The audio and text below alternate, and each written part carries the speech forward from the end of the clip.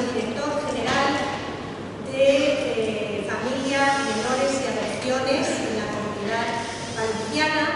Ha sido también director de la Universidad de Méndez Pelayo en Valencia y es director del Máster en Ética y Democracia de la Universidad de Valencia.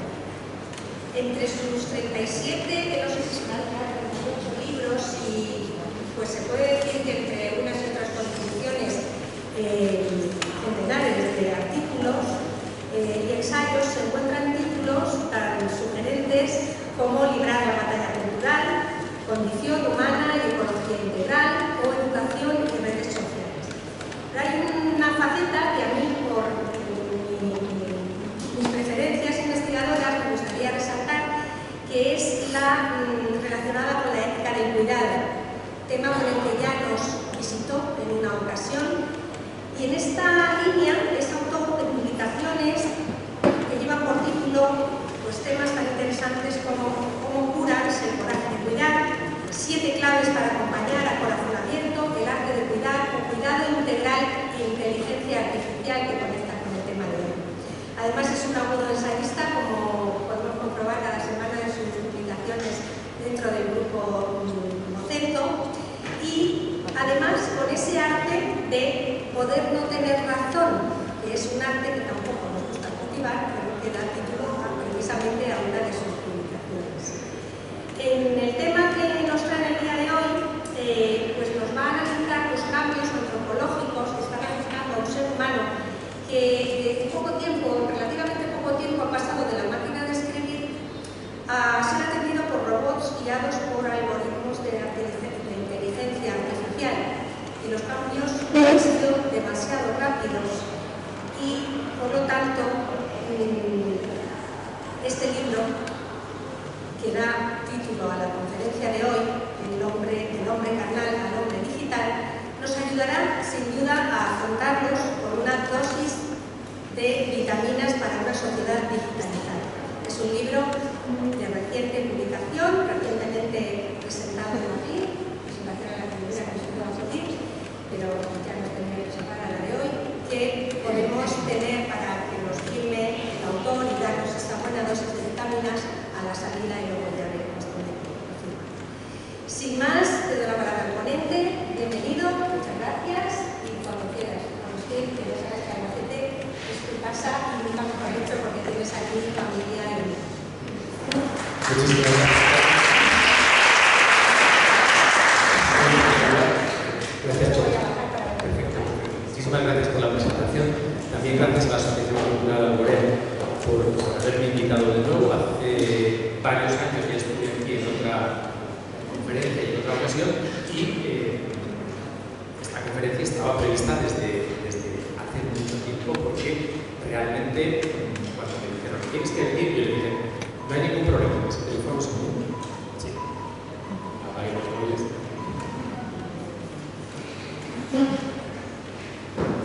Bueno, lo ponemos en modo audio.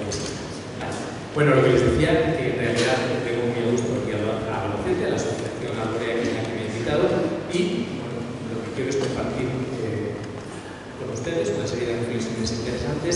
Yo considero interesantes fundamentalmente porque estamos viviendo un cambio de época, estamos viviendo una transformación cultural sin precedentes, y creo que es importante que en algún momento nos paremos a pensar qué es lo que está sucediendo a nivel micro, a nivel meso y a nivel macro, es decir, a nivel cultural, porque a mi juicio ese cambio de época hay que pensarlo y necesitamos aprovechar la cuaresma para al menos pensarlo una serie de tiempo.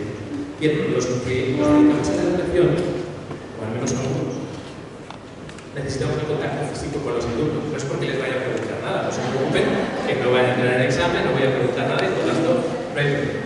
Bien, el título de la intervención es del hombre carnal al hombre digital, y en el título responde al libro que lleva por título El hombre carnal, el hombre digital, y el subtítulo del libro es Vitaminas para la ciudadanía digital.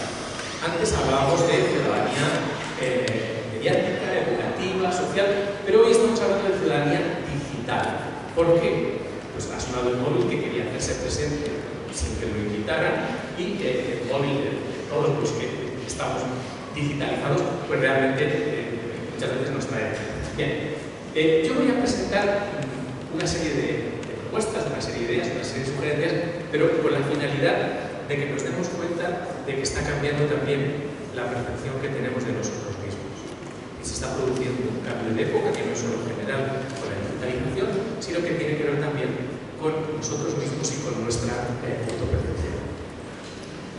Hace unos años, este autor publicó un libro, y uno de los periodistas que había trabajado en Google, uno de los expertos que había trabajado en Google, pues desistió de Google, echaron de Google, y publicó un libro que se llamaba Clics contra la humanidad. Y dijo, realmente, fíjense la expresión, la situación actual en la que nos encontramos atenta contra un elemento fundamental y básico de la vida humana, que es el problema de la atención.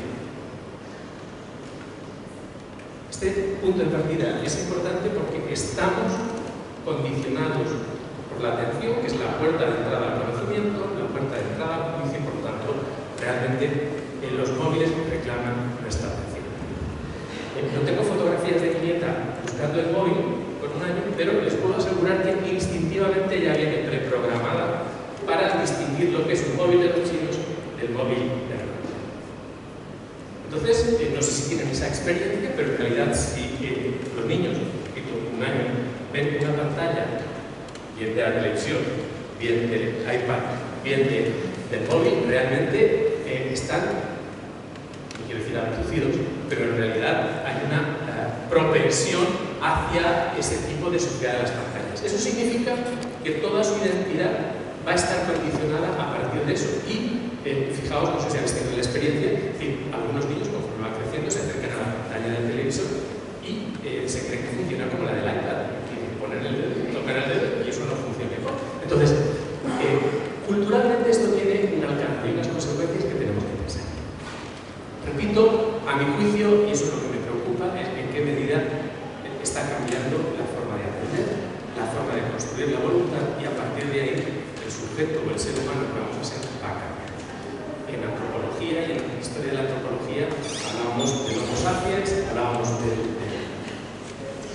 podríamos decir, en la historia de la antropología encontramos el sapiens sapiens, y la cuestión es, ¿dónde estamos ahora y hacia dónde vamos? En primer lugar, ¿dónde estamos? Pues esta tarde ustedes han decidido reflexionar sobre el hombre digital y, por lo tanto, realmente ante el erectus, el habilis, el sapiens y el sapiens, tenemos que preguntarnos, ¿es un avance el homo digital respecto a Homo sapiens? Y el objeto de mi charla esta tarde es realmente pararnos, cuestionarnos, mirar para atrás y decir, ¿qué estamos haciendo con la atención, con la educación de la voluntad en este contexto? Hubo, hace unos años, un politólogo muy importante italiano, que luego trabajó en Estados Unidos, Giovanni Sartori, realmente dijo, en lugar del hombre, hace unos años, más que homo digitalis, hablaba de homo videns, del tiempo de la televisión, del tiempo de las pantallas, y por lo tanto, Giovanni Sartori dijo que el futuro de la democracia era muy negro por la televisión, por lo que significaba los medios de comunicación de masas, y por tanto el panorama desde el punto de vista de la participación política iba a ser muy oscuro, porque el homo videns nos llevaba de nuevo a una democracia de masas y a democracias realmente discutibles. Del homo videns hemos pasado al homo digitales, y aquí la figura fundamental es Luciano Floridi. Luciano Floridi es un profesor de origen italiano, trabaja para Oxford, dirige un centro internacional sobre inteligencia artificial, y él ha dicho, estamos ante la cuarta revolución industrial. Y por tanto tenemos que prepararnos porque la cuarta revolución industrial es la revolución de los datos. Y por lo tanto ahora tenemos que situarnos en la infosfera. La infosfera es un mundo donde lo virtual forma parte de lo real. Supongo que habrán oído hablar del metaverso. ¿Les suena el metaverso? Aparte de la Tamara Falcón, que fue la que hizo famoso, realmente el metaverso es una oportunidad formativa importantísima para que las prácticas de medicina o las prácticas de enfermería los tengan que hacer con sujetos de carne y puedan hacer perfectamente virtuales. Entonces, realmente Floridi dice, estamos iniciando la cuarta revolución industrial y si la tercera fue importante, la segunda fue importante y cambió la cultura y el modo de relacionarnos, la cuarta también lo va a ser.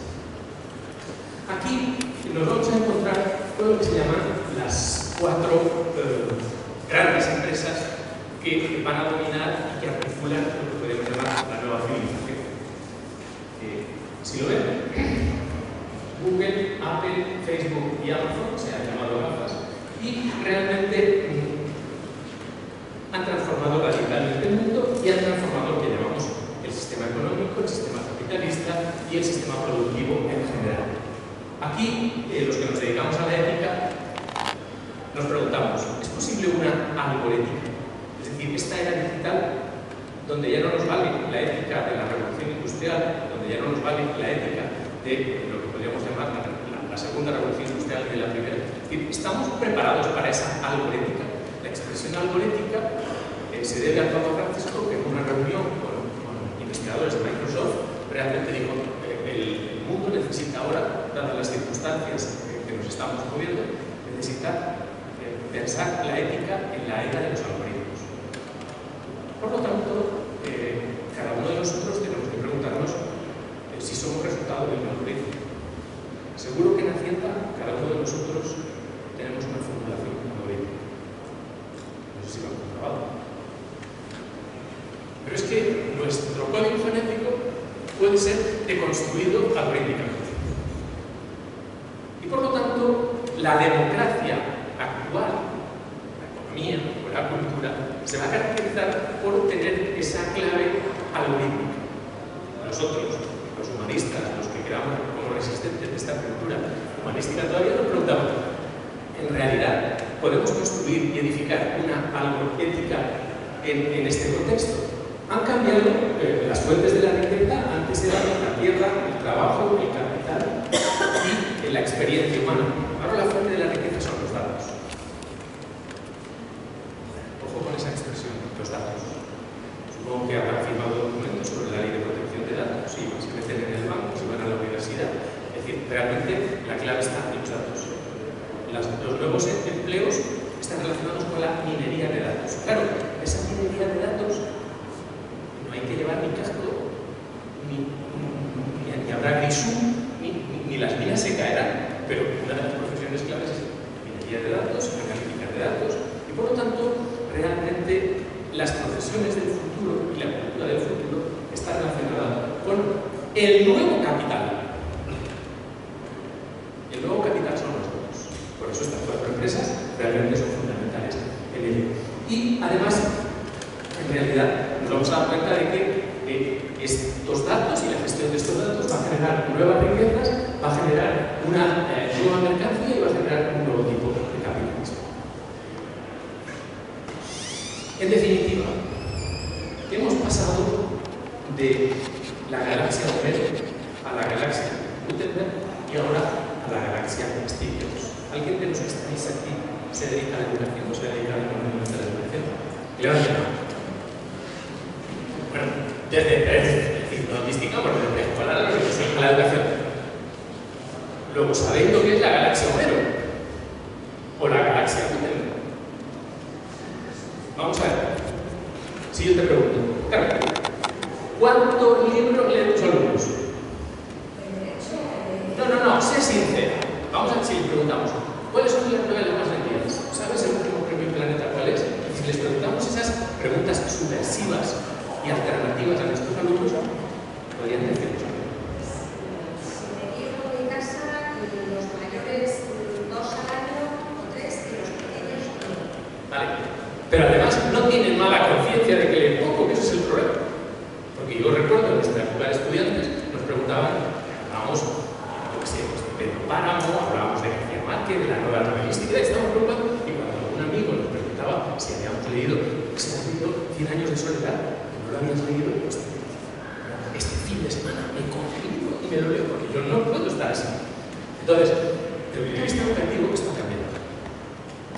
Ya la gente no tenemos, pero es que lo vemos en nuestros hijos, lo vemos en nuestros alumnos, no se tiene mala conciencia por no leer nada. Es que todo está en la red, todo está en internet, y ¿para qué tienes que comprar libros, guardar libros o leer libros? Claro, eso significa que estamos instalándonos en la galaxia Stephenus. La mayoría de los que estáis aquí, que os dedicáis a la educación, realmente sabéis lo que es la galaxia Gutenberg. Está llena de libros, yo tendré que salir de cuando lleguen los libros, y por lo tanto, realmente el mundo de los libros está vinculado a la lectura. Está vinculado a la galaxia Gutenberg, donde hay esfuerzo por leer, por resumir, Es decir, en la galaxia Gutenberg, el libro era la herramienta fundamental de la cultura, el esfuerzo individual, el esfuerzo personal, el trabajo personal, y por lo tanto era una cultura donde los héroes estaban vinculados a la utopía. Y decías, una sociedad mejor es posible. La revolución es posible. Pensad un poco que las revoluciones del siglo XIX y todo lo que es el cambio social de finales del XIX y siglo XX no hubiera sido posible sin las imprentas. Lo más revolucionario era tener una imprenta. ¿Para qué? Sin una imprenta no había cambio social. Sin una imprenta no había revolución social, y por tanto cualquiera que haya hecho una manifestación, supongo que algunos se acordará de la máquina de ciclostil, donde si querías hacer un pasquín o ir a una imprenta, es decir, la clave del cambio social, la clave de la movilización es Gutenberg. Todos hemos tenido maestros que nos enseñaron algo de latín y griego, ¿sí o no? Y nos dijeron, lo más importante, las humanidades. El latín y el griego. Ahora ya no hay ni latín ni griego en secundaria, y por lo tanto, eso sí que ya es la prehistoria de la prehistoria. Si te encuentras con un profesor que te pone el acristo, te pone una frase en griego, y dices, ¿de dónde ahora salió esto? ¿Pero qué? Pues porque pertenecía todavía a la galaxia de Homero. En la galaxia de Homero, la democracia se entendía como deliberación pública, poder de la palabra, discutir. Muchos de vosotros os acordaréis de la clave de Bailey, ¿sí o no? Es un buen programa porque discutían. Y había argumentación, había deliberación, lo mismo que había en Grecia, una plaza pública donde se hablaba y podíamos perfectamente cambiar de opinión y aceptar la propuesta de los demás. Los héroes estaban vinculados con la virtud, estaban vinculados con el sacrificio, y era la galaxia de nuestros abuelos, de los que nos formaron, de Homero. Luego ya nuestros padres y nuestros profesores de experiencia estaban en la galaxia Gutenberg, y nosotros todavía, muchos de nosotros, aún estamos en la galaxia Gutenberg. Y ahora, en tiempos de aceleración, estamos entrando en la galaxia Stephenus. En la galaxia de Homero y la de Gutenberg nos preocupaba la verdad. Si las noticias eran verdaderas, no eran verdaderas. Ahora, realmente lo importante, en tiempos de la posverdad, en la galaxia Stephenus, realmente las fe, los bulos, se han convertido en lo realmente, podríamos decir, en lo que come la gente. Y tenemos un problema, porque ya no sabemos de qué medio nos podemos fiar. Ya no sabemos en qué emisora nos van a decir la verdad. Si os preguntara en qué periódico buscamos la verdad, me diréis, ¿realmente de qué vas? Ya un periódico no transmite la verdad, transmite una ideología, tiene muchos intereses, por lo tanto, para poder saber la verdad tienes que leer 3, 4. La pregunta es, ¿nuestro agotamiento y cansancio respecto a la búsqueda de la verdad realmente es importante? Entonces, esto, el hecho de que los educadores nos encontremos ante estas tres galaxias hace que muchas veces no sepamos exactamente organizar la educación o educar a nuestros hijos. ¿Por qué? Pues porque nuestros hijos están ya en la galaxia Stephenus. Nosotros todavía les seguimos regalando libros y creyendo que tienen que leer libros como la galaxia Gutenberg, y tenemos nostalgia de la galaxia de Homero. Yo no sé si algún hijo suyo les ha preguntado una vez, ¿qué quiero estudiar? Griego. Filología clásica. Claro, si mi padre le dice, oye a su hijo que quiere estudiar griego, vamos a ver, primero al derecho, luego ya esto. Bien. Luego parece ser que tenemos claro que queremos vivir todos en esa galaxia de la movilidad, de la aceleración, de Steve Jobs, y por tanto, cuando un hijo nuestro quiere hacer la revolución contracultural y decir que quiere especializarse en Virgilio, o en latín, o en Homero, pues realmente decimos, mira, que tiene fiebre, te pasa algo, te ha afectado la primavera. Entonces, estamos en tres galaxias que condicionan lo que podríamos llamar el horizonte. Hasta aquí podríamos decir primera. Por el telón comienza el sol. No sé si le suena a este señor Francis Fukuyama. Este señor hace unos años publicó un libro muy importante. Él fue asesor de varios presidentes norteamericanos y este señor publicó este libro, tiene unos cuantos más, pero lo que me interesa es el título de este libro, La Gran Ruptura. Y con el título La Gran Ruptura está diciendo: las nuevas tecnologías van a alterar el código genético del futuro.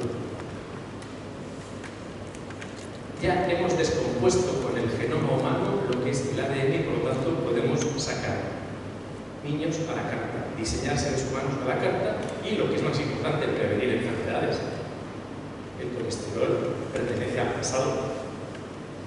Las enfermedades genéticas pertenecen al pasado porque en realidad podemos intervenir genéticamente la especie y prevenir y pronosticar un nuevo ser humano.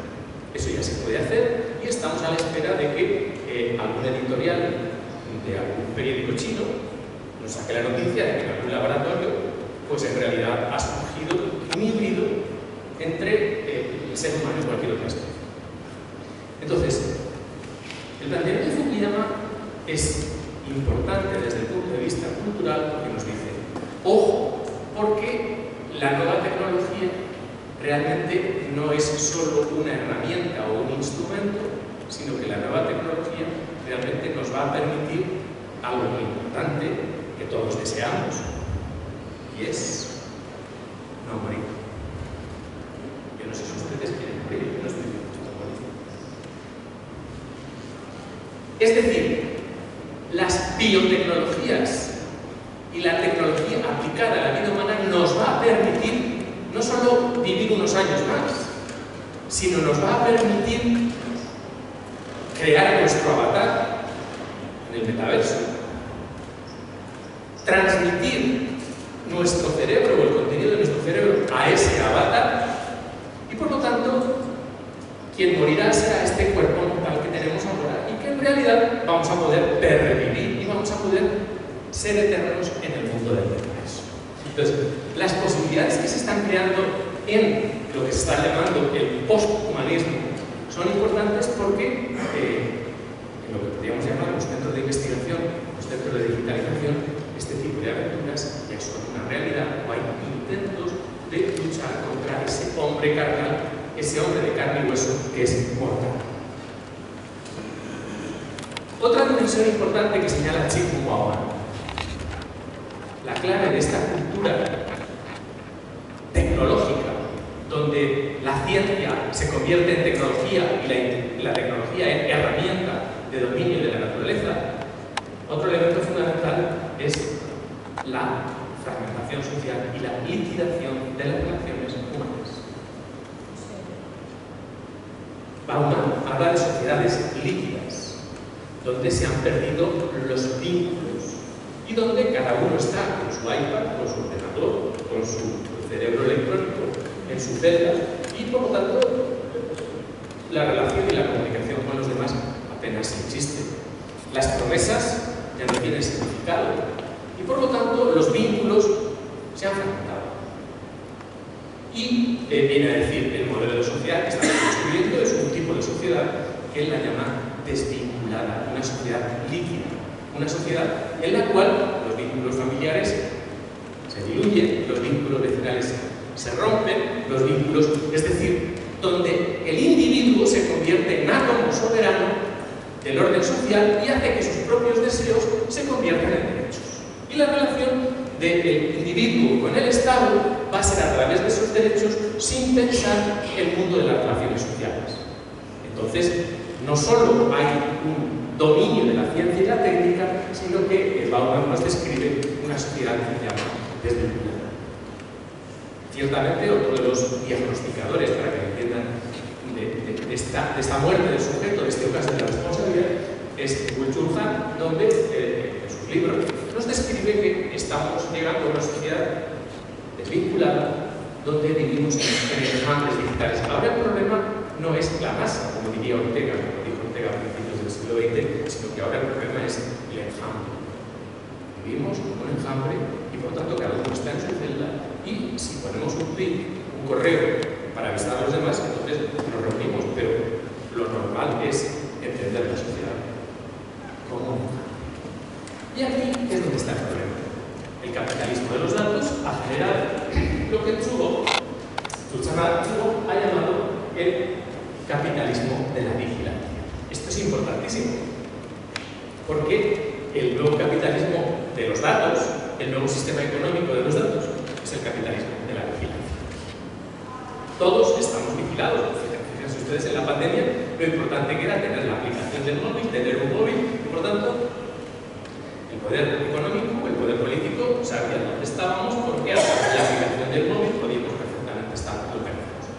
Ha terminado la pandemia, gracias a Dios, hemos descubierto que las tecnologías digitales son fundamentales, pero la cuestión es cómo estamos usando las tecnologías digitales. Tsutsana Tsubo ha dicho realmente el nuevo capitalismo es el capitalismo de la vigilancia. Fíjense lo importante que esta palabra. Es decir, todos usamos un móvil, somos vigilados. Nuestra identidad está perfectamente localizada. Y por lo tanto, el nuevo Estado policial, el nuevo Gran Hermano, el nuevo Leviatán, ya no tiene las dimensiones que tenía cuando Hobbes lo describió en el siglo XVII. El nuevo Leviatán tiene dimensiones espectaculares y por lo tanto, jugando con nuestros datos, puede perfectamente controlar nuestra voluntad. No, lo que controla es nuestra atención. Y en la medida en que controla nuestra atención, nosotros comenzamos a querer aquello que creemos que de verdad queremos cuando no sabemos que lo que queremos es ser juzgados. Entonces, Tsubo plantea este tema porque, en realidad, lo que esta socióloga plantea es el hecho de que este nuevo horizonte cultural realmente está instrumentalizando nuestra libertad. No somos ciudadanos libres, estamos enredados desde el punto de vista de los datos y del mundo. Aquí surge un problema, y es realmente este capitalismo de la vigilancia ha generado lo que llamamos una aceleración. El adjetivo que yo he puesto es una aceleración atomizadora. Si les preguntaran a ustedes cuántas veces han cambiado de móvil,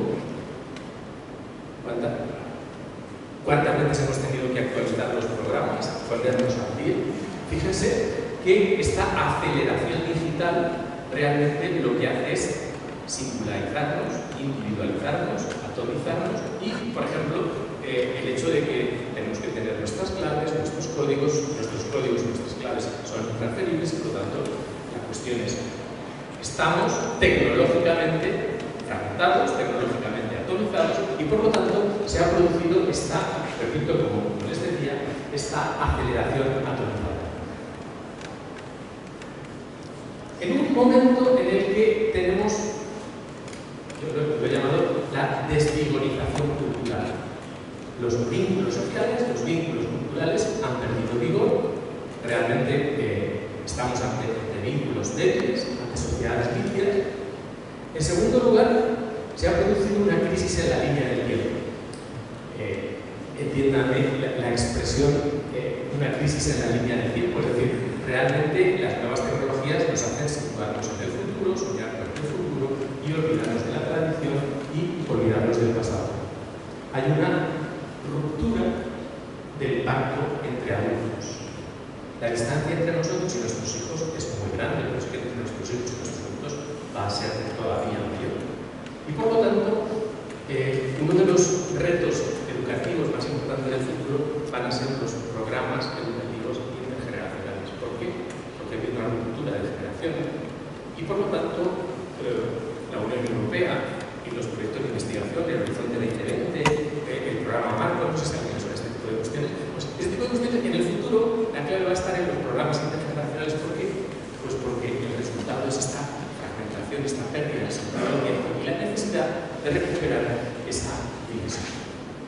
Pero este capitalismo de la vigilancia y este populismo gregarista, y esta es una palabra clave, populismo gregarista, es decir, realmente el populismo actual no genera conciencia del pueblo, no genera conciencia de masa, de grupo, de borregos que van en una dirección u otra, que se siguen a un Twitter u otro, que hacen un seguimiento, bueno, estoy hablando de Twitter, pero podemos hablar de Instagram.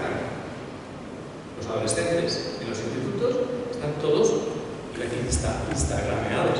Es decir, pero fíjense la función pedagógica y educativa que tiene Instagram. Anécdota. Mi hija, cuando estaba embarazada, y vuelvo a poner a mi nieta como protagonista, realmente, ¿qué consejos seguían? Los de la pediatra, la obstetra, la pediatra. Ahora vas al médico y ya te diría el médico a dónde vas. A internet, vas a Google. Por lo tanto, la confianza en el médico es, no sé si mayor o menor, pero si hay un Instagram, un líder de Instagram, es que tiene 1,5 millones de seguidores. ¿Cómo no va a ser verdad lo que dice si tiene 1,5 millones de seguidores? Claro, los de la galaxia Gutenberg, los de la Merle, es que no piensan. Como lo ha dicho no sé quién, que tiene no sé cuántos miles de seguidores, pues debe ser que darle la leche o el tipo de parto que tienes que seguir tiene que ser este y no tiene que ser otro. Pero vamos a ver, ¿no te das cuenta de que el seguir a alguien en Instagram no quiere decir que eso sea verdad o sea bueno para ti o para tu propio contexto? Ah, es que como tiene millones de seguidores, nunca el número ha hecho la moral. Ahora el número está haciendo la moral. Y eso, lógicamente, es muy grave. El hecho de que una persona tenga muchos seguidores no quiere decir que esa persona sea modelo cívico o modelo de virtud. Y en Instagram, en ningún sitio. Y eso es claro. Entonces, transmitir la convicción a nuestros hijos o a nuestros alumnos de que en realidad el número no genera la virtud, eso es muy complicado desde el punto de vista ético. Aquí, los que tenemos responsabilidades educativas, realmente nos damos cuenta de que en realidad falta conciencia del patrimonio cultural que hemos heredado. Es decir, creemos que la cultura, que la tradición, que todo el patrimonio cultural pues se mantiene vivo solo, y eso no es así. Y entonces aquí hay un reto importante desde el punto de vista educativo, y es preguntarnos por cómo vamos a transmitir ese patrimonio, cómo vamos a transmitir ese legado a las futuras generaciones. Tercer acto, y nos enfocamos al final. Digitalización y despersonalización. Mi pregunta fundamental es esta: datos sin dotes. Permítanme jugar con la palabra, pero esto es importante. Ciencias de datos producen hombres de datos. Los que nos dedicamos a las humanidades, a la filosofía, incluso al derecho, realmente estamos preocupados no por los datos, sino por las dotes, las capacidades, y no solo lo que podemos llamar los derechos. No habremos perdido el conocimiento de la educación. Y aquí, por centrarme ya en esta última parte del coloquio, de la charla, en lo que sería la educación y esta dialéctica de datos y dotes, a mi juicio, la digitalización está generando despersonalización de las relaciones. Antes, ibas al ambulatorio y pedías número. Antes ibas al banco y te atendía una persona. Yo no sé si habéis ido hace poco al banco. ¿Quién nos atiende ahora en los bancos? Ahora vas al banco y te atiende un algoritmo o el último becario, que te da instrucciones para ir al cajero. Y mucho cuidado porque ese becario que te atiende hoy, la semana que viene ya no estará. No sé si habéis visto el nuevo diseño de las oficinas bancarias. Eso es para estudiarlo desde el punto de vista de las 3 galaxias. Si veis las nuevas oficinas bancarias, pues parecen cafeterías. No sé si supongo que aquí también habrá pasado lo mismo. Incluso, bueno, no te atienden si no has pedido cita previa. ¿Y usted si no toma mi dinero? Ah, sí, sí. Tienes que pedir cita previa. Luego tienes que ir a por tu dinero de 10 a 11. ¿No has venido a las 11? Todos los días. No, el día que toque. Mire, yo es que quiero hacer cola. Es que ya no se hace cola. Es que, mire, yo quiero hacer cola. Y aquí el señor es el interventor. Y aquí el señor me engaña para que yo pudiera mi cuenta aquí. Y por lo tanto, ese señor ya no está. Es que ustedes ya no van a hacer cola. Pero es que cuando vendéis las cuentas, cuando nos vendemos en las cuentas, dice, si usted tiene alguna cosa, alguna queja, escriba a este teléfono o teclea aquí. No sé si os ha pasado. ¿Y qué aparece? Ahí no aparece Alexa, aparecerá no. ¿Sí o no? ¿Aparece no? ¿Quién hay detrás de no? Un bot. Podéis perder el tiempo. Porque ahí detrás no hay nadie.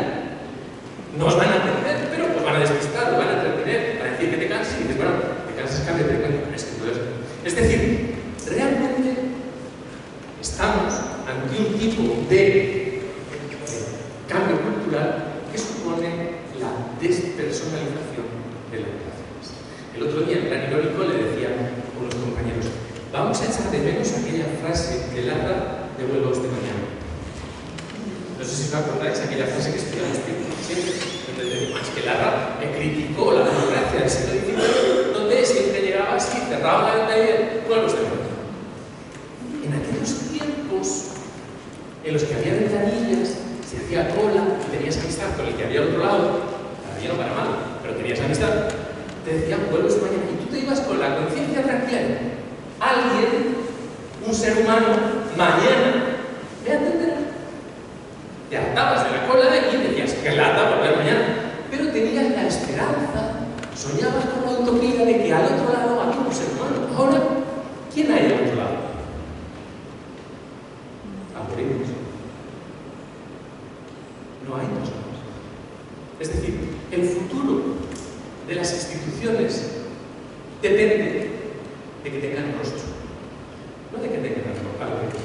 Los algoritmos están embruteciendo la administración pública. El día que las sentencias en los juzgados las emitan algoritmos, ya me dirán ustedes, ya se está trabajando para que las resoluciones judiciales, las tramitaciones, las hagan algoritmos. La administración pública ya los está aplicando los algoritmos. ¿Alguien ha tenido que jugar con la NECA? No sé si habéis hablado con lo de la NECA o el Ministerio de Educación. ¿Hay alguien al otro lado de la NECA? Sí.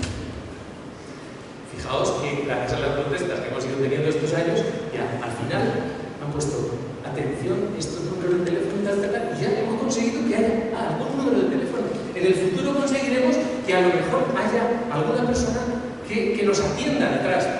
Entonces, con independencia de los niveles en los que nos encontremos, en los espacios donde nos encontremos, el futuro de los servicios públicos de calidad, la educación de calidad, lo que podríamos llamar instituciones de calidad, está vinculado a la vuelta de relaciones personales.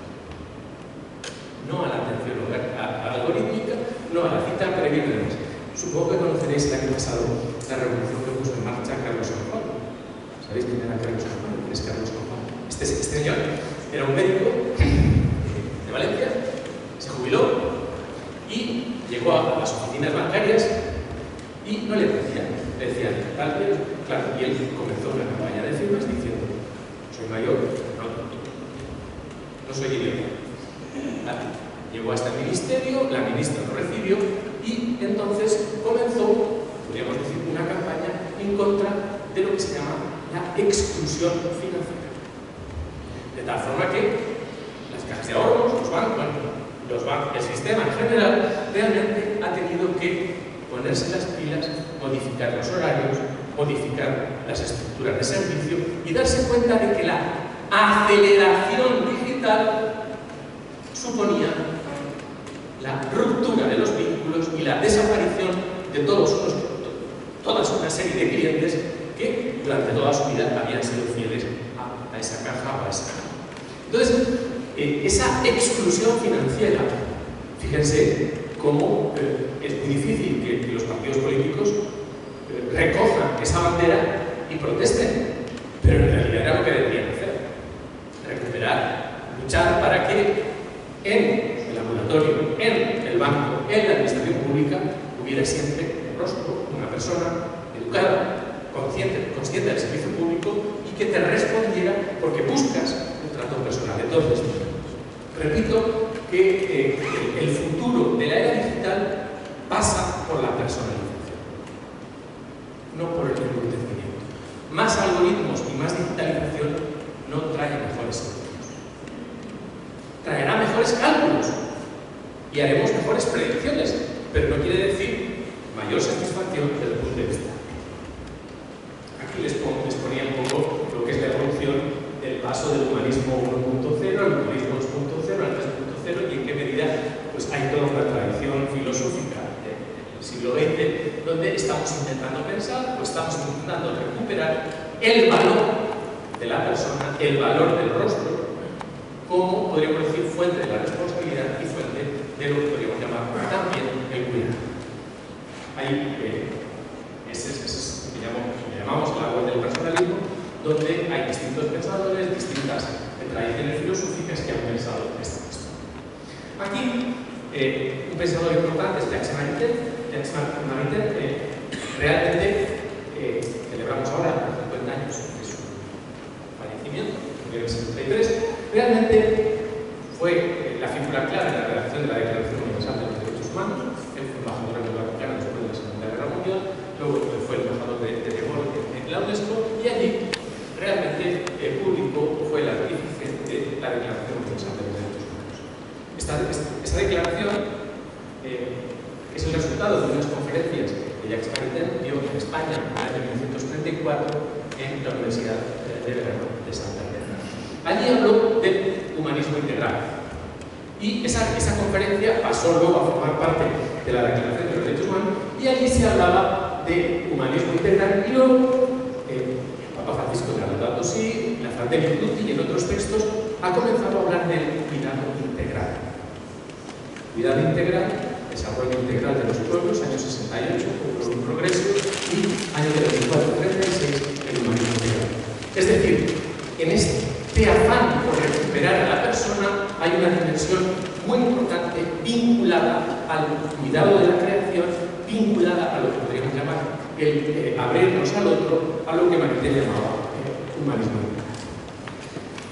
Para terminar, desde el punto de vista educativo, esto tiene una consecuencia importante vinculada a lo que podríamos llamar la infantolatría. El hecho de que estamos gobernados por adolescentes. Si quieren les pongo ejemplos. Muchos ejemplos de que los gobiernan son adolescentes que no saben lo que es la cultura de la responsabilidad y no atienden a los informes previos de los técnicos antes de legislar. Entonces, esta infantolatría, entiendan la novedad de la expresión, es clave y se está reproduciendo en el sistema educativo de tal forma que vamos a tener problemas para educar a esta generación nueva de la existente. En primer lugar, porque en realidad está todo el mundo satisfecho con el sistema educativo. La gente cree que lo que estamos haciendo desde el punto de vista educativo está bien y en las encuestas, al menos en algunas encuestas, dicen que la gente está satisfecha con el sistema educativo. Entonces, cualquiera que se haya educado en la galaxia Gutenberg o la de Homero, dice, ¿cómo podemos estar satisfechos con este sistema educativo si es que algo está fallando? En segundo lugar, este sistema educativo y estos patrones educativos están generando cierto individualismo e igualitarismo, donde la búsqueda de la excelencia, la cultura del esfuerzo, realmente van a. Aquí hay un elemento fundamental, el deseo y el cuerpo, transformar los deseos del propio cuerpo en derechos. Tómalo. Esto me parece, podríamos decir, lógico, realmente antropológica, científicamente, es un error y nuestros alumnos realmente transforman sus deseos y los gustos, preferencias individuales en derechos. Esto trae como consecuencia identidades líquidas. Uno no sabe si los lunes y martes es varón y los miércoles, jueves y viernes sexo tiene que ser y sábado y domingo ya veremos. ¿Vale? Vamos a este tipo de civilización de identidades líquidas y nadie se va a escandalizar por ese tipo de metamorfosis, pero bien, estamos sembrando ese tipo de identidades líquidas. ¿Consecuencias? Pues que en realidad, y esto es lo más grave, y con ello ya casi concluyo, estamos generando un tipo de cultura donde nos avergonzamos de depender de los demás. Es decir, todos queremos nuestro proyecto, todos queremos que nuestros deseos realmente se protejan, que nuestros deseos se transformen en derechos y por lo tanto estamos dirigiéndonos hacia una cultura, fíjense lo que les comento ahí, una cultura donde no aceptamos el ser interdependientes, ni frágiles, ni vulnerables. No nos damos cuenta de que pensar la fragilidad, pensar la vulnerabilidad, pensar la vinculación con la naturaleza y por lo tanto realmente hace falta revisar antropológicamente esa idea de hombre que estamos viviendo a nuestros mundos, donde lo ideal es la independencia y la autonomía. Un ejemplo claro, supongo que conocerán del año 2006, la ley de dependencia. La ley de dependencia se redactó y se construyó con la finalidad de idear. Es decir, la meta ideal de la ley de dependencia es que una persona pudiera ser la mayor parte de su tiempo autónomo y por lo tanto el ideal moral de ciudadanía era la autonomía de la persona y por lo tanto para que fuera autónoma el mayor tiempo posible. Es decir, hemos creado un sistema de políticas públicas, de políticas sociales y políticas educativas donde lo ideal es la independencia, donde lo ideal es la autonomía, cuando no nos hemos dado cuenta de que el punto de partida es la interdependencia, la dependencia uno de otros y por tanto la clave de las políticas públicas y sobre todo de la política social no es la autonomía, sino la interdependencia, la intervinculación y por lo tanto el cuidado de unos y otros. Para concluir, les dejo este cuadro, este esquema, donde creo que necesitamos este cambio cultural, este horizonte en el que nos vamos a mover, exige que revisemos nuestras entrañas. Y tenemos que empezar a promover entre nuestros hijos, nuestros alumnos y en la cultura en la que nos encontramos, pasar de unas entrañas enfermizas a unas entrañas solidarias.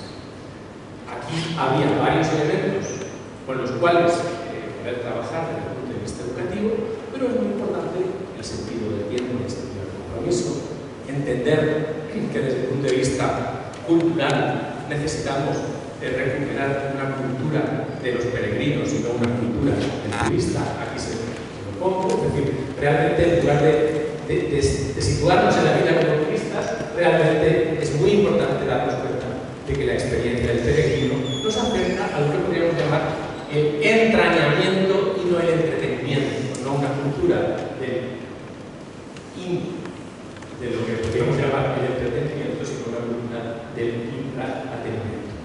Bien, estamos cansados de información y necesitamos degustar el conocimiento.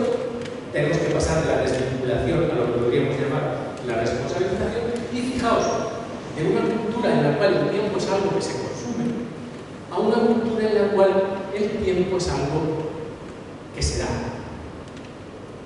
Esto es importante porque a veces en el sistema productivo, en el sistema capitalista, incluso en el capitalismo de la vigilancia, contamos con ello. Aquí, realmente, esto supone, podríamos decir, una revisión de las categorías culturales con las que estamos trabajando y vuelvo a lo importante. Necesitamos recuperar la atención, la meditación y espacios de contemplación. Es decir, la nueva galaxia, la galaxia Steve Jobs, va a necesitar como agua de mayo este tipo de elementos: la atención, la meditación y la contemplación. Más escuela supone más conocimiento. No sé si conocen a Gregorio Luri, ¿le suena? ¿No suena a Gregorio Luri? Bueno, Gregorio Luri es un maestro, es infantil, luego es un bachillerato, luego es una universidad, se ha jubilado, también ha escrito cartas a sentimientos, como casi todos, y por lo tanto, realmente, él, en este libro, que tiene aquí, está leyendo Gregorio, el título del libro es muy significativo: La escuela no es un parque de atracciones. Desde la LOCSE hasta hoy, la escuela es un parque de atracciones. Los profesores, cuando poníamos deberes, cuando pedimos leer, generamos frustración. Le damos de comer a los psicólogos. Entonces, ¿qué es lo que pasa? Algo está pasando. Y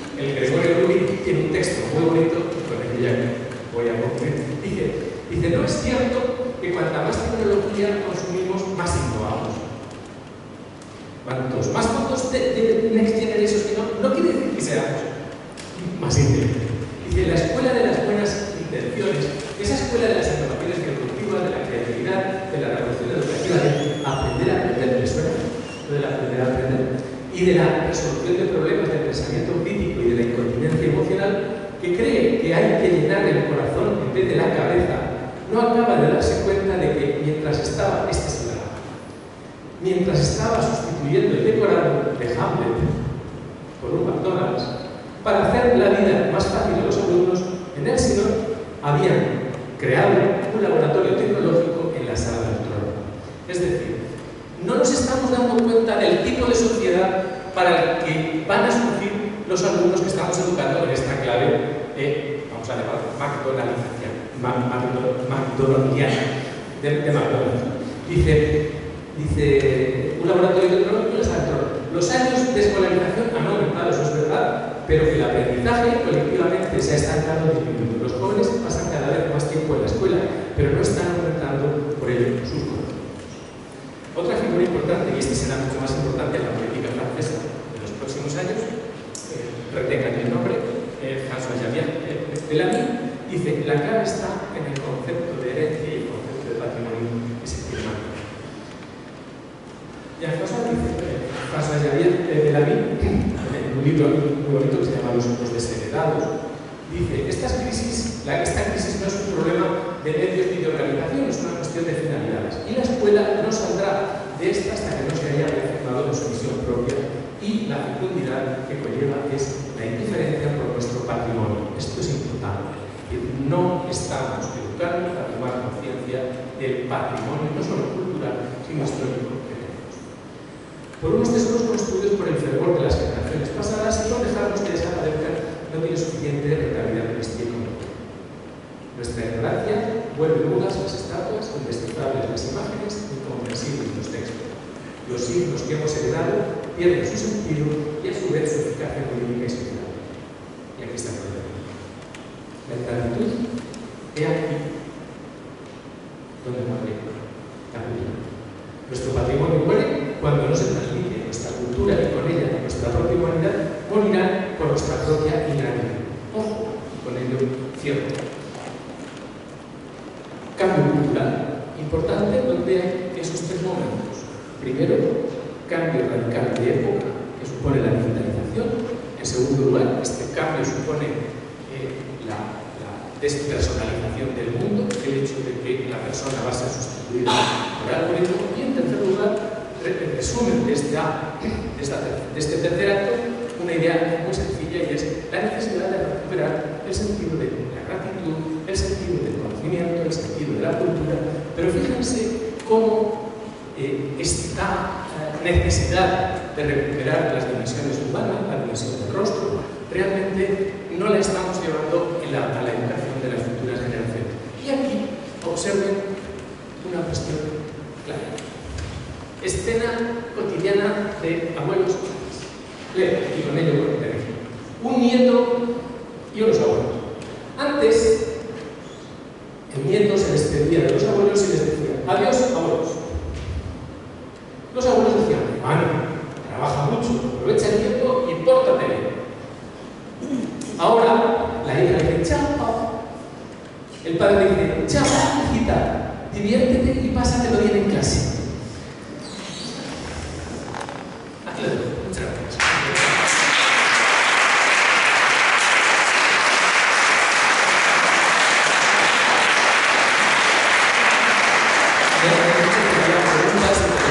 Así que no se aceleren con la levantar la mano de las preguntas, pero la pregunta no me queda. ¿Dudas, preguntas, aclaraciones?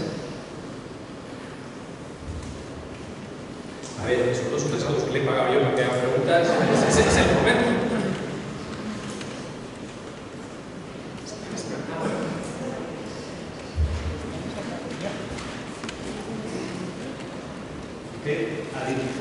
Sí, perfecto.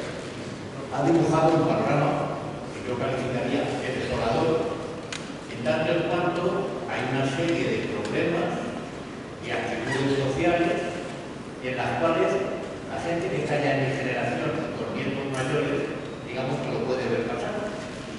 Pero la pregunta no del millón de personas, la gente más joven, sobre ¿Qué pautas sencillas de los propios hijos para que ese mundo deshumanizado ya existente deje o permita que continúe el humanismo?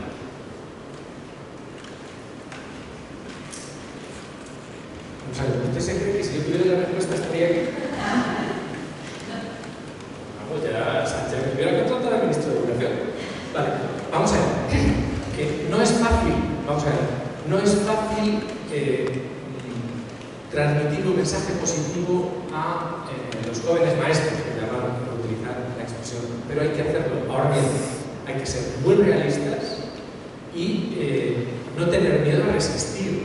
Cuando digo no tener miedo a resistir, no tener miedo, utilizar las tres imágenes anteriores, a recuperar lo que significa la galaxia Gutenberg o lo que significa la galaxia Oberó, porque en realidad este nuevo horizonte cultural realmente no sabe lo que es el sufrimiento, no sabe lo que es la sangre, el sudor y las lágrimas, y por lo tanto realmente es importante un baño de realismo antropológico a las nuevas generaciones, a los nuevos maestros, y sobre todo darnos cuenta de una cosa, y es más dinero, más recursos técnicos puede que sean necesarios para determinado tipo de contexto, pero hace falta, hay una herramienta educativa que es revolucionaria y no cuesta absolutamente nada, y es el silencio.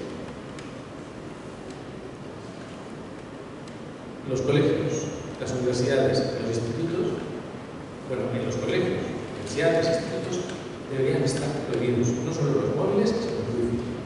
Zonas liberadas de digitalización.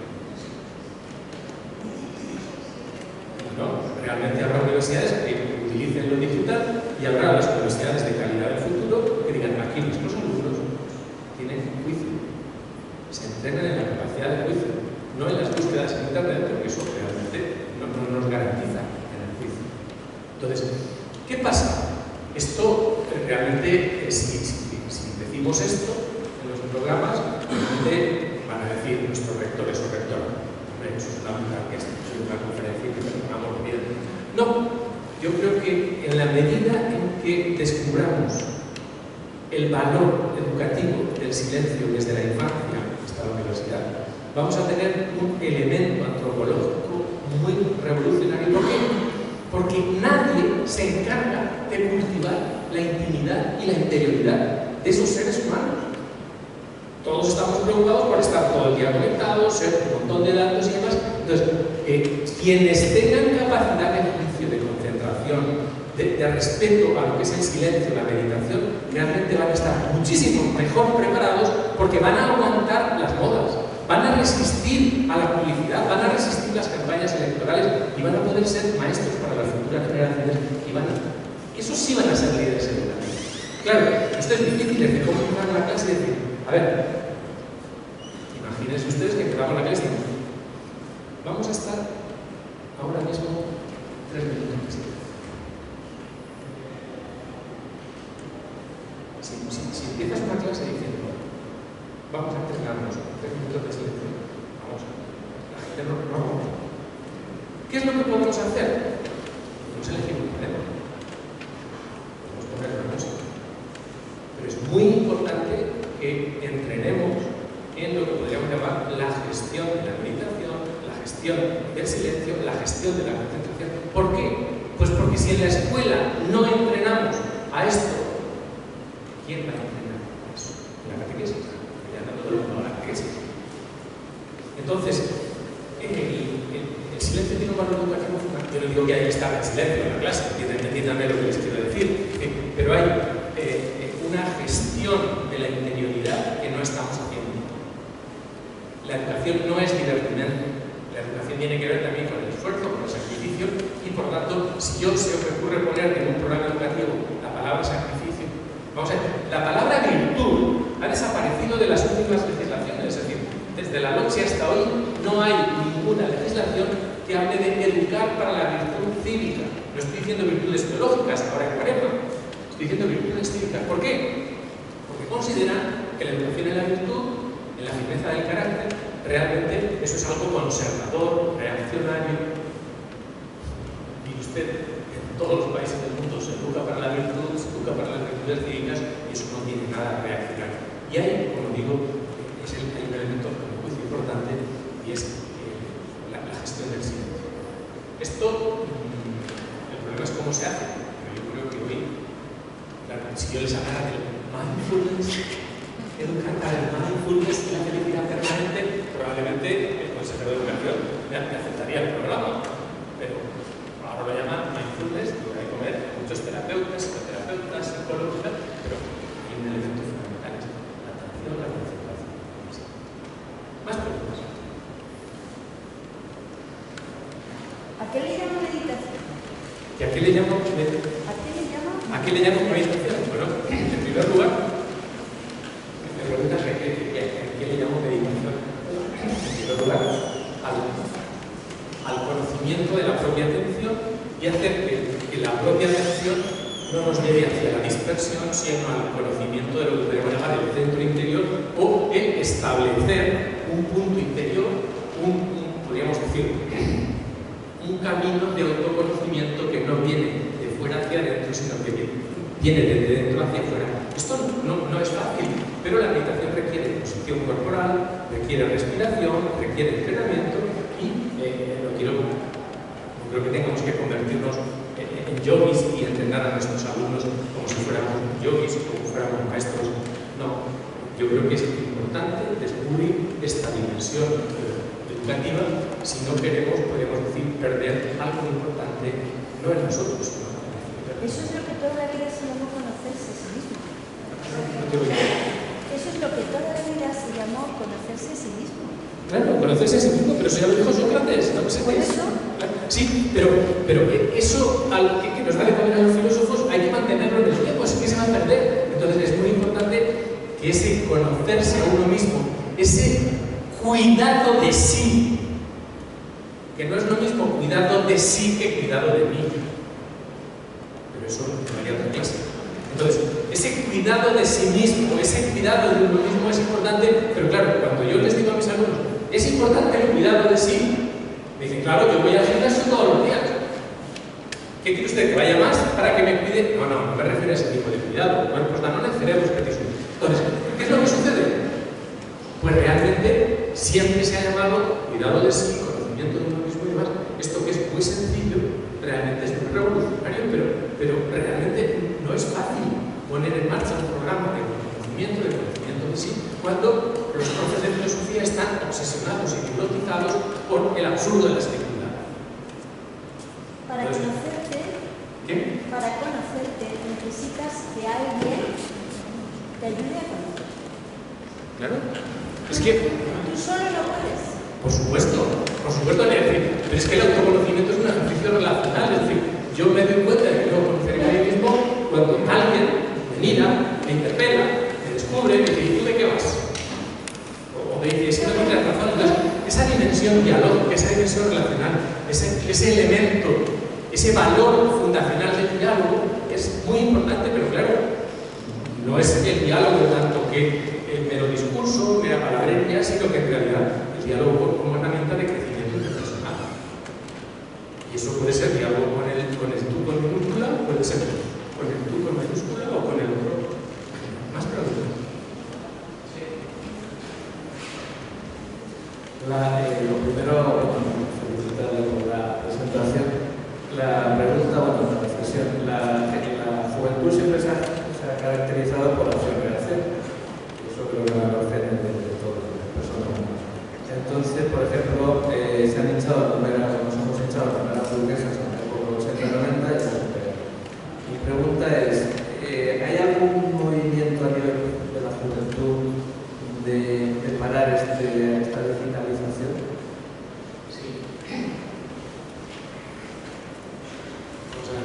Hay grupos, realmente, cuando han dicho lo de acción-reacción, los jóvenes siempre hemos reaccionado a la cultura de la ambiente, pero siempre ha habido, es decir, esa acción-reacción siempre hegelianamente ha significado la creación de una síntesis, tesis, nuestros profesores, nosotros, antítesis, y luego cuando hemos crecido nosotros hemos hecho la síntesis. Es decir, desde el punto de vista educativo siempre tenemos ese carácter cíclico. Yo no sé si hay, podríamos decir, espacios, es decir, si hay grupos o personas o líderes que están llevando este tipo de planteamientos. Yo sé que hay, vamos a decir, grupos de profesores, centros educativos, que están intentando a través del autoconocimiento, a través de la meditación, a través del silencio, empezar a recuperar el papel o la dimensión de la intimidad y la interioridad dentro de lo que sería la vida de la educación. Esto, en España, pues, son francotiradores, o somos francotiradores. Es lo que quiero decir, no trabajamos coordinadamente y demás. Además, nuestra tarea fundamentalmente es contracultural y persistente, en el sentido de decir, bueno, voy a decir en la escuela que desconecten el wifi y entonces, oye, si digo que quiten el wifi, que quiten, entonces me hacen caso, ¿por qué? Entonces, yo personalmente no creo que el movimiento esté organizado, pero creo que la resistencia cultural a la digitalización. El hecho de que yo reivindique esa resistencia a la digitalización no es porque esté en contra de lo que podemos llamar la gestión de los datos o la capacidad predictiva de los datos. A mí lo que me preocupa es el tema de la atención. Es decir, cómo toda nuestra atención está condicionada por la digitalización. Y al centrarnos en la atención es la puerta de lo que va a ser la verdad y la puerta de lo que va a ser la libertad. Entonces, eso a medio y largo plazo hay que reivindicarlo. Pero no conozco grupos de los que estamos aquí, ya somos medio resistentes, seguro que en las otras conferencias se ha habido Fernando Bonete por aquí, algo se habrá contado de él, supongo que vendrá, he visto también en el programa de Beber, también hablará algo de esta dirección, y bueno, pues estamos no predicar en el desierto, sino al menos en el valle de hacer algo. Más cosas, más preguntas. Bueno, estas ideas que os he dicho están recogidas aquí, estos son los 5 minutos de publicidad. En un libro que tenéis aquí, pues es una interesa y realmente no lo he puesto, pero se me había puesto aquí. Ahí esa es la historia del libro, es decir, el libro, el hombre que hablaba de la digital, realmente recoge una serie de trabajos que se publicaron en 2015 y 2018 en un blog de los jesuitas de España que llevaba por título entre paréntesis, se llamaba entre paréntesis, y el blog luego lo cerraron.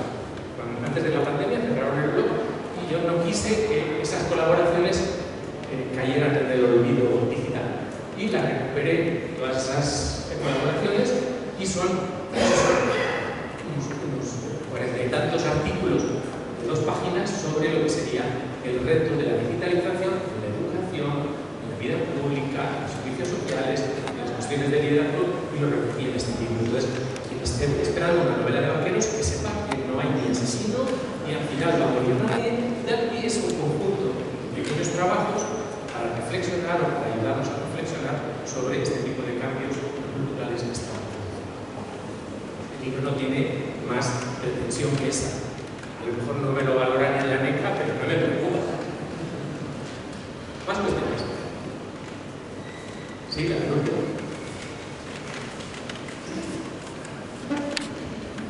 Muchas gracias. Yo como un poco a Dalí de la juventud. Quería, como no he entendido su ponencia, ha sido un alegato hacia la educación o la educación de las sociedades en conjunto. Y yo me preguntaba, si quitáramos a 100, 150 pensadores científicos a lo largo de estos últimos 2000 años, nuestras sociedades no tenían algo que quiero llegar.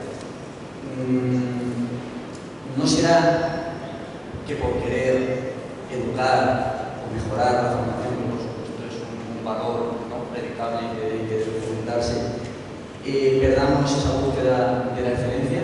O sea, venimos teniendo incluso 2 generaciones, 3 generaciones atrás, una sociedad profundamente iletrada, una mayoría de la sociedad no tenía formación de ningún tipo. Y sin embargo, la producción científica, la producción intelectual ha sido de una grandeza enorme. Se podrá decir, bueno, pues estamos en una democracia popular y por tanto conviene tener una formación, una sociedad formada. Pero ¿qué te pasa a la República de Weimar del siglo XX, que era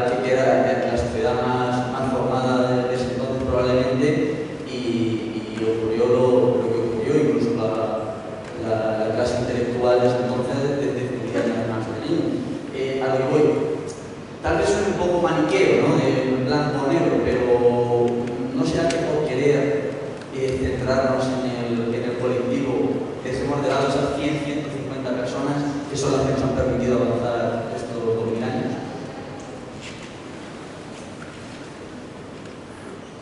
Vamos a ver, un planteamiento, yo no echo de menos ninguna época. ¿Entiendes lo que te quiero decir? No tengo nostalgia de la Viena de Wittgenstein ni la Viena de principios del siglo, o el tiempo de Bismarck, o ni siquiera los años de la transición en España, que algunas veces los tenemos identificados. Es decir, yo ahí tampoco creo que sean 100, 150 personas y más. Yo creo que a nivel de historia de la cultura, historia de la civilización, realmente hay personajes importantes, pero la ventaja de ese tipo de personajes es que todos han sido pequeños peldañitos. Ninguno ha sido el que nos haya permitido saltar de un piso a otro, ir desde el bajo al Atlántico, sino que en realidad, vistos con perspectiva, podemos decir realmente hoy somos el resultado de ese conjunto de peldañitos que forman parte, para bien o para mal, lo que llamamos la cultura, la tradición, que no tiene una única lectura. Es decir, que de esos peldañitos y de esa escalera yo la puedo leer en clave ácrata y decir, ojo, el individuo es la clave. La puedo leer en clave, podríamos decir, social, y decir, ojo, la familia humana es la clave y la solidaridad es el eje. Es decir, pero lo que quiero plantear es que haya un patrimonio cultural, de lectura, de trabajo, de reflexión, que no podemos perder y que yo creo que puede ser un bien a las futuras generaciones el decirles, mirad, las unidades, el nombre de la galaxia pero la galaxia, aquí hay una serie de posibilidades que os van a permitir engordar sin que peséis más. Dices, ¿cómo vamos a engordar? Pesando menos.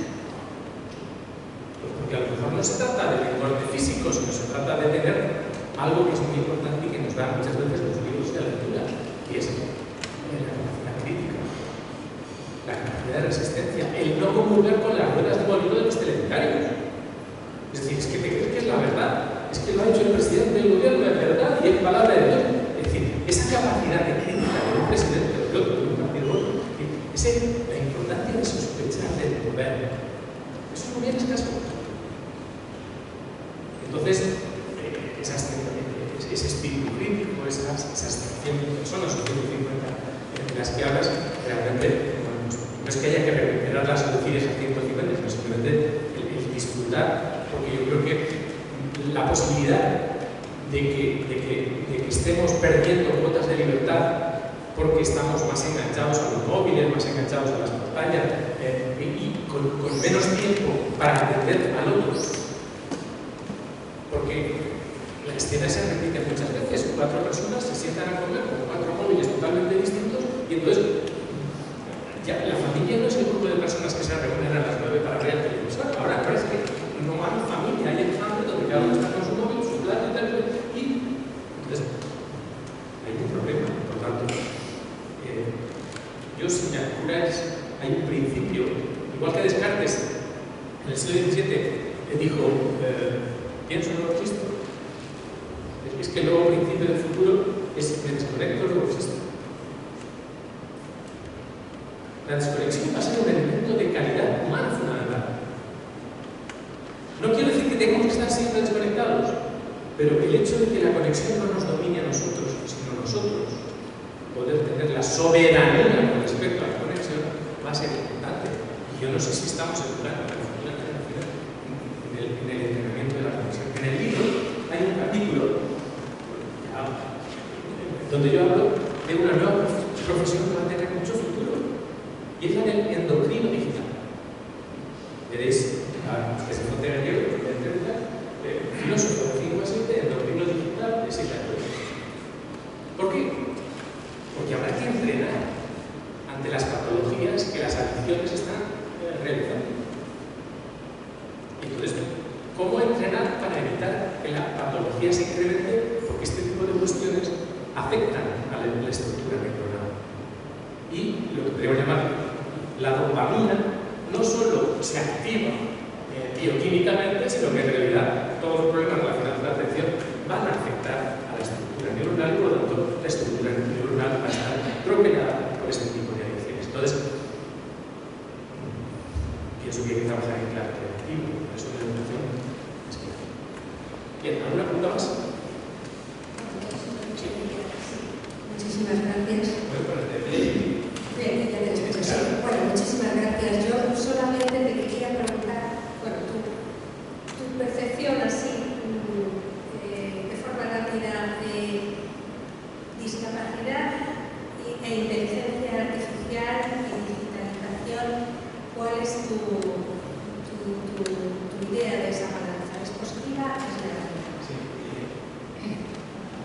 Vamos a ver, yo creo que la inteligencia artificial y la robótica, la aplicación de la inteligencia artificial en la robótica va a permitir nuevos recursos y nuevas herramientas para lo que podríamos llamar atención a personas con discapacidad. Eso va a ser muy importante. Ahora bien, esto es necesario el desarrollo de este tipo de servicios y de este tipo de tecnología, pero no son suficientes. No son suficientes. Es decir, realmente a veces decimos, bueno, pues como ya tienen el sistema de teleasistencia en casa, pues la abuela no lo necesita, la persona no lo necesita. Como ya, además de tener el sistema de teleasistencia de Cruz Roja, hemos puesto el Alexa, pues hablamos con ella y hablamos a la abuela tranquilamente. No hace falta hacerla porque Alexa nos la facilita.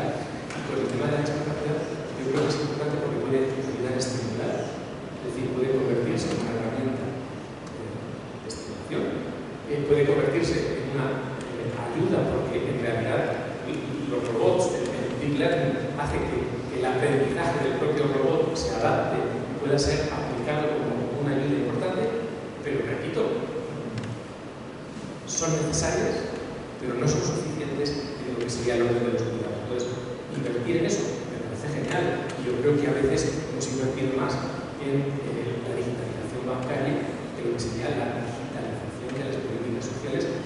Para hacer una declaración de renta, la cosa funciona rápidamente, pero para una receta sanitaria, para una cita en el médico, para una especialización en salud y servicios sociales, la digitalización no consiste en la despersonalización, sino en la agilidad para que la persona esté en contacto con las personas. Pero bueno, estamos también cada discapacidad, o se dice las discapacidades, no es lo mismo discapacidad mental que discapacidad física, y realmente cuando hablamos de este tipo de áreas, la especialización es importante. No sé si te referías a una. Sí, me refería, bueno, ¿cuál era tu percepción?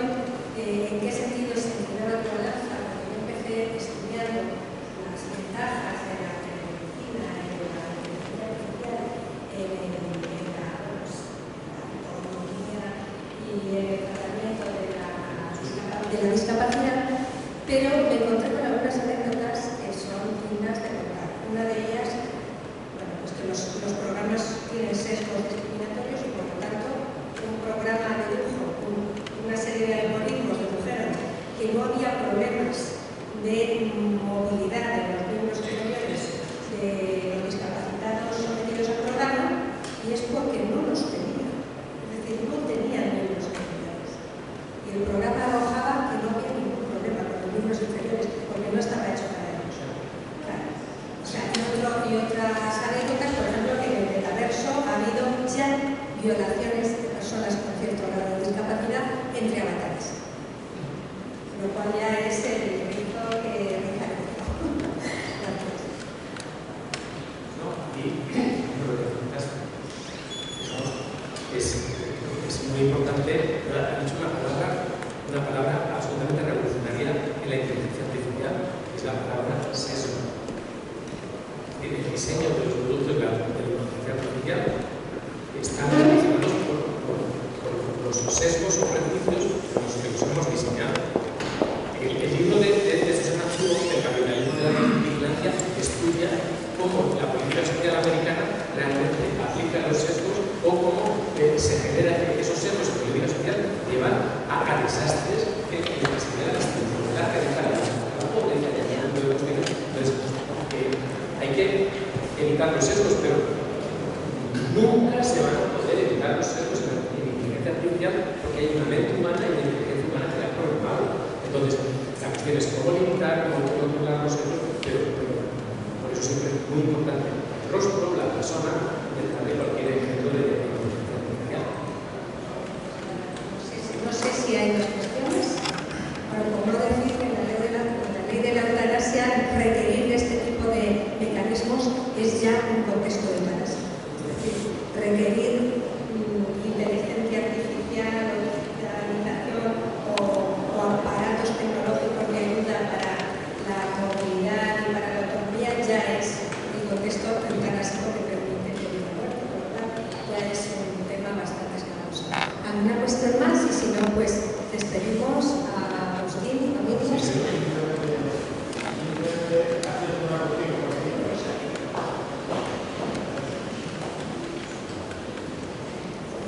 Primeramente agradecerte tu ponencia maravillosa que me ha invitado y una cuestión muy cortita, es esa deshumanización y esa falta de relaciones humanas, que es la que más o menos es uno de los puntos clave que has tratado en tu ponencia.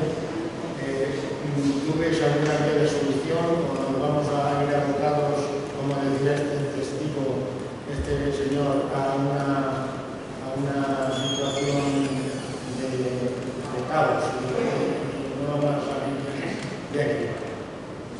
Bueno, yo me dedico a esto porque tengo cierta esperanza. Yo soy moderadamente optimista, pero soy un optimista trágico. Es decir, no un optimista ingenuo, sino que creo que hay la botella está a medias. Yo la veo medio llena porque todavía creo que existen educadores, lectores, ciudadanos, y porque creo que este tipo de cuestiones pueden perfectamente ser, vamos a llamarlo, gérmenes de resistencia de una cultura que a veces creemos que va hacia el abismo. Entonces, yo creo que tenemos que retrasar la llegada del abismo, tenemos que retrasar el desorden, y muchas veces no es cuestión de promover un orden, sino de gestionar el caos, porque esto los físicos lo saben mejor que nosotros. A veces hemos creído que trabajábamos con la categoría de orden y era más importante un orden u otro, y en realidad lo que tenemos que darnos cuenta es que tenemos que gestionar el caos, porque la categoría más importante que la de orden es la de el caos. Entonces, la educación, la cultura y este tipo de planteamientos suponen una resistencia al caos y una posibilidad de crecer. Entonces, optimista, un poco sí, debo ser realista, es decir, esto no se va a arreglar. Al menos los procesos de personalización por los que yo lo abogo realmente requieren que la gente que trabaja con este tipo de actividades, este tipo de propuestas, lo haga desde dentro, no desde fuera, y estén convencidos de que introducir el rostro, por ejemplo, en las relaciones laborales o el rostro en las relaciones mercantiles o institucionales es un plus de humanidad que hace que la institución gane valor, no pierda valor. Podrás ganar dinero, pero si pierdes valor y pierdes confianza en la gente, pues creo que el bien más escaso del futuro va a ser la confianza, y esa confianza va vinculada a ese